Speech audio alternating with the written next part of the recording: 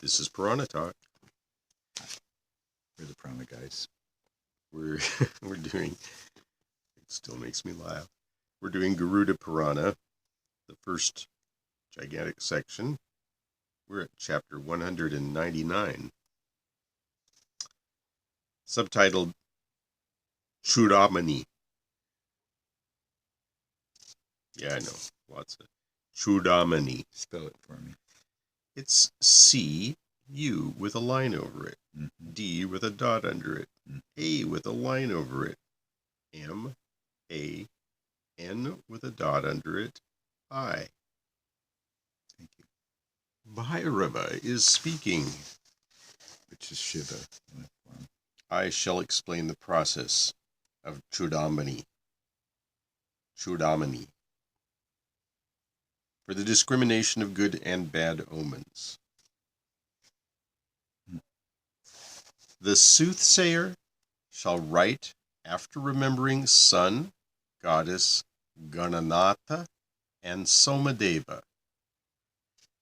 Now, okay, so Gananatha is another name for Ganesha, Lord of the Ganas, the younger son of Lord Shiva. He is represented in iconography with the head of an elephant, possessed of a single tusk.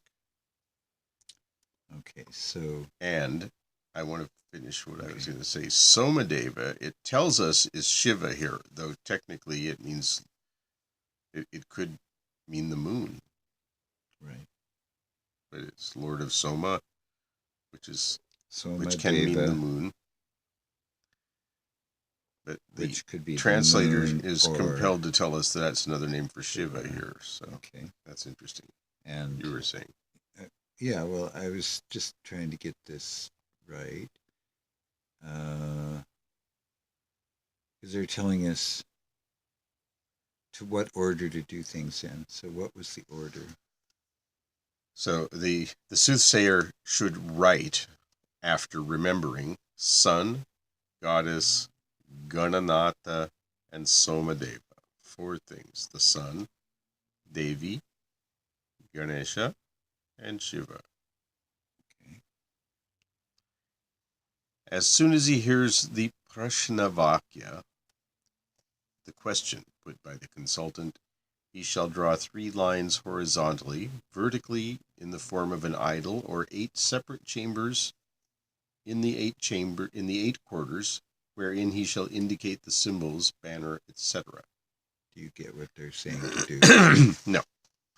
No, but okay. I think they're saying draw parallel lines, but then maybe this way too, so that you get cells. Yeah, I think it's a 3x3 square. Yeah. And that gives you 8 all the way around, is what it's Right. saying. The middle is another matter, but right. There you go. 3 lines horizontally, vertically in the form of an idol, or 8 separate chambers in the 8 quarters. Right. Wherein he shall indicate the symbols, banners, etc. He shall write and it's familiar enough that say the symbols, banner, etc. And when you think of it, like that, yeah, show the nice people. He's made a little square like that, and it's the thing I love, right? Cosmological grids. I love them. And the 3x3 is the fundamental one. It is also like the basic altar constructed in Vedic stuff too. All the planetary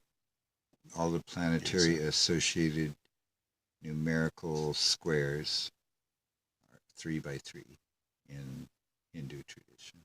This is true because there's 9 of them, and you have 9 possible. Whereas in the Western one, numerical magic squares. 3 is Saturn, and then 4 is a different planet, 5 is a different planet again, like that. So up to 9, which is the moon, and then you get 10 theoretically would be the Earth. Right? They never show you that one, but it's constructible. I've built one. 3. He shall write in Nama Mantra form, and it tells us parenthetically the initial letters. Okay. Banner, smoke, lion, dog, bull, mule, elephant, and crow. Now, how many were there? 8. 8. So they're going around the grid. They're going around the grid. Now, banner might well be in Vayu's quarter. I'm not sure where smoke would show up exactly. I mean, this is so question. Orienting it might be a trick. Yeah, I mean, one expects that the crow would be associated with Saturn, which would often be the southern direction, but elephant is sometimes Airavat, the elephant mount of Lord Indra, which is usually the eastern direction. The bull, I mean, it's you never know either. They may not be doing them in order. They may be jumping around. Well, you might do cardinals and semiquarters, for example, in order, each one in order, but or not. So it's hard to know just from seeing a list like that. Yeah. And it's no particular obvious way, and it doesn't say, as they sometimes do, starting in the east or something like that, so you at least know where it begins, and you have to decide what direction it's going, but that's usually...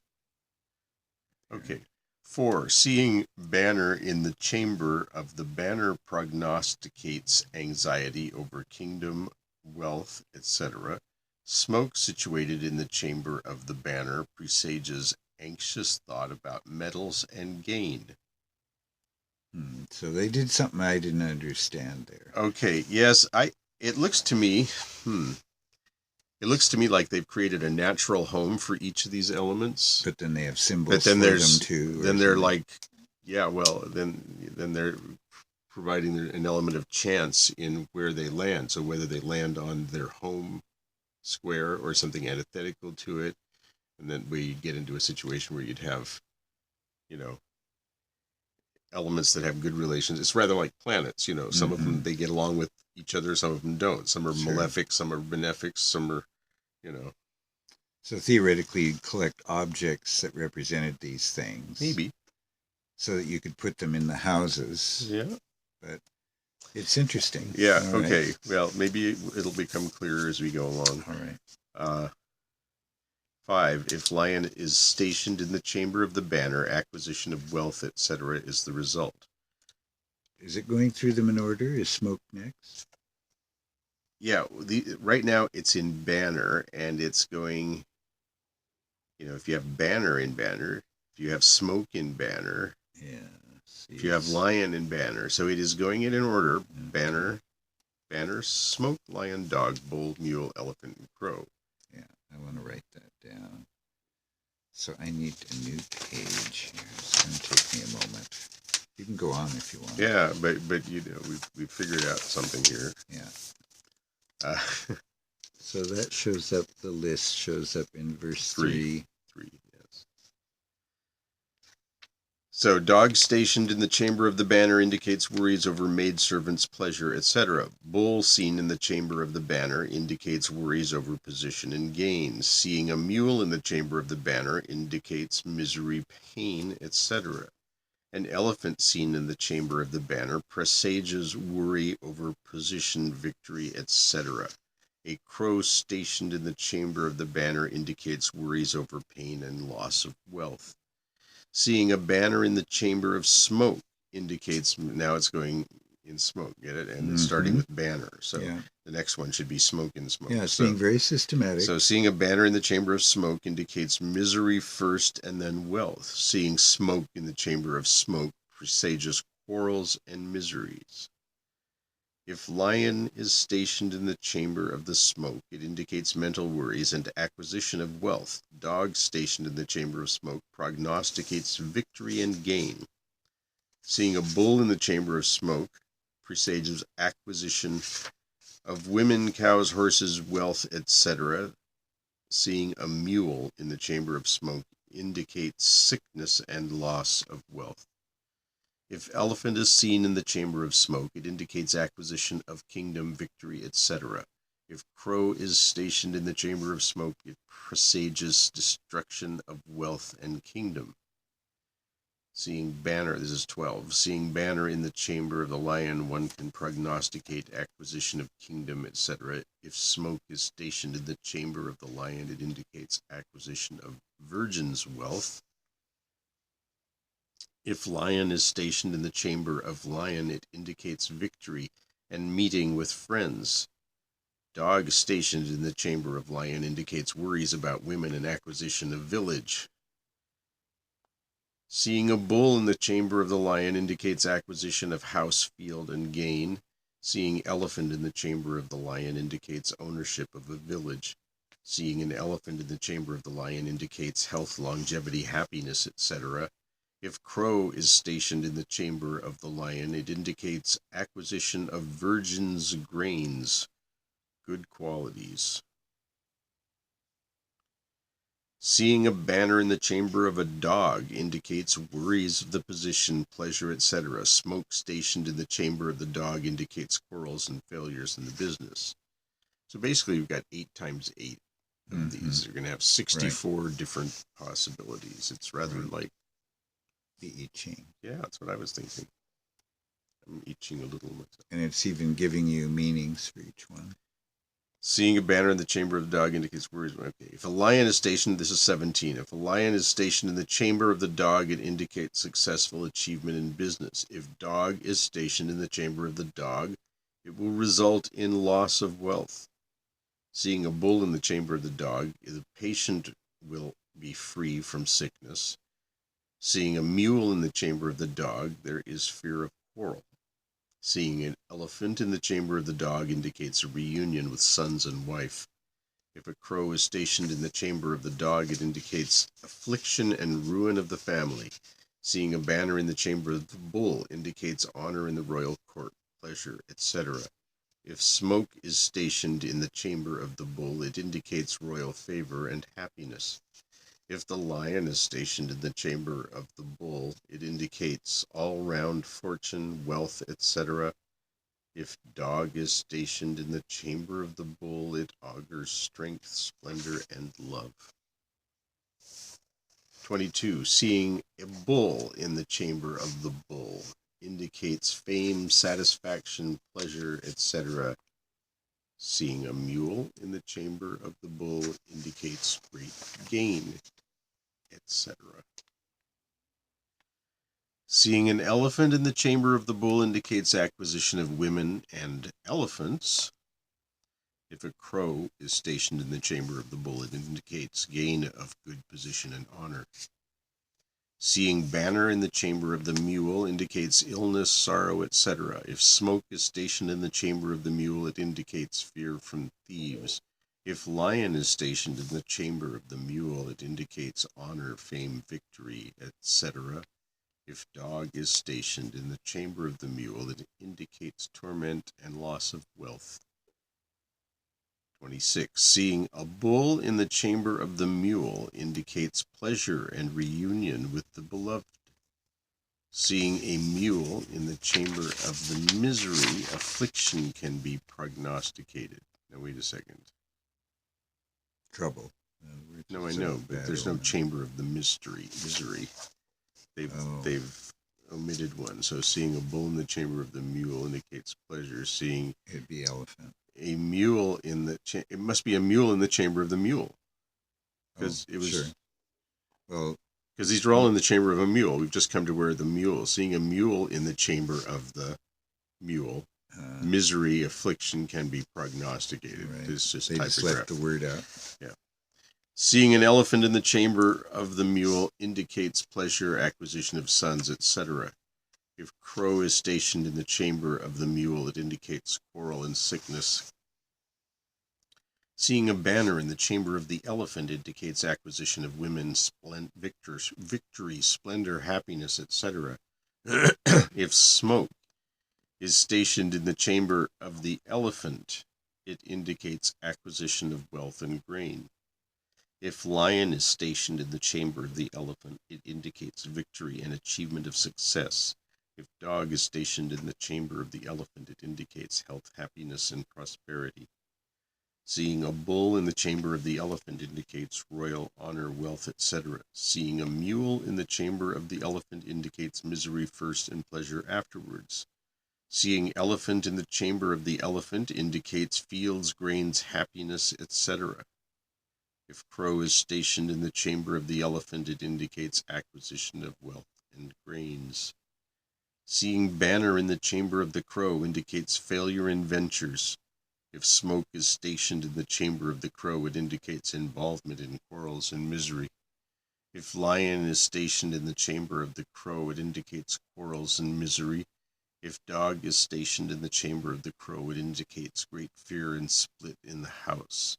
Seeing a bull in the chamber of the crow indicates fall from position, terror, etc. Seeing a mule in the chamber of the crow indicates loss of wealth and defeat. Seeing an elephant in the chamber of the crow indicates wealth, fame, etc. If a crow is stationed in the chamber of the crow, it indicates a visit to a foreign land. So everything's clear to me about this except for one thing. How you determine what falls where. Yeah, well, I don't know. Everything else is clearly straightforward. A divination system that's predetermined, figured out. You shake them all up, and then you pick them and put them out without looking. Well, that's one way, but this is what wasn't addressed unless it was right at the beginning. No, I don't. Well, we can look again. We should look again at the first. I shall explain the process of Cudamani. And I don't know what Cudamani literally means. Maybe that's the key, maybe it's the lottery or shaking of dice or something, for the discrimination of good and bad omens. The soothsayer shall write after remembering sun, goddess Gananath, and Somadeva. As soon as he hears the question, he shall draw 3 lines that way, in the 8 quarters wherein he shall indicate the symbols and banners. He shall write these, indicate them. But then it doesn't say how he determines No. how he gets the combinations. No, it doesn't. No, it doesn't. So that's the secret. Anybody know? Please post it underneath this video. Yes. We'd be glad to know. Yeah. And or call our 24-hour hotline. Yeah, right. Good luck with that. The other possibility is that somehow you're seeing it, maybe in the sand or whatever you drew these lines in. Well, maybe he's a seer and he sees. You may be just coming up with what it is.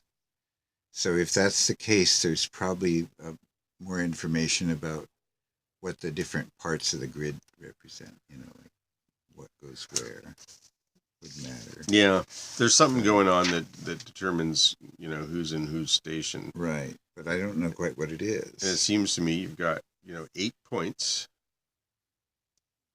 And there's really only 8 combinations if they go in order always. So to get 64 combinations, you have to have a random order in which they might fall. Yeah, you can't just spin the wheel and see, where the 8 otherwise land. There's only 8 combinations. Yeah, they don't all shift together. They have to be independent of each other. I mean, this is why I was thinking maybe you get images of these 8 things. I think you have a card deck. You have or cards. You shuffle them and then you just lay them out. And you lay them out. Yeah, that would work. But you can only, you'd only have 8 cards. You have 8 cards. Hard to shuffle. Yeah. Again, you put your little tokens in a bag. Random. Shake your tokens in a bag. I think. But all right. Something like that. Well, here's something interesting. We just, it'll be chapter 200 next time, and guess what? It's diseases. Back to diseases. See, you just never know with the Puranas. And it continues for a while. Are we? We're back. Ready to go? Yeah. See ya. See ya next time. We're back. It's Garuda Purana, Skanda 1, chapter 200. And we're doing a double Purana Talk. Oh, wait a second. Is this just adding it to the other one? I think it is. Oh, we don't want to do that. We don't want to do that. We'll be back. Stop it.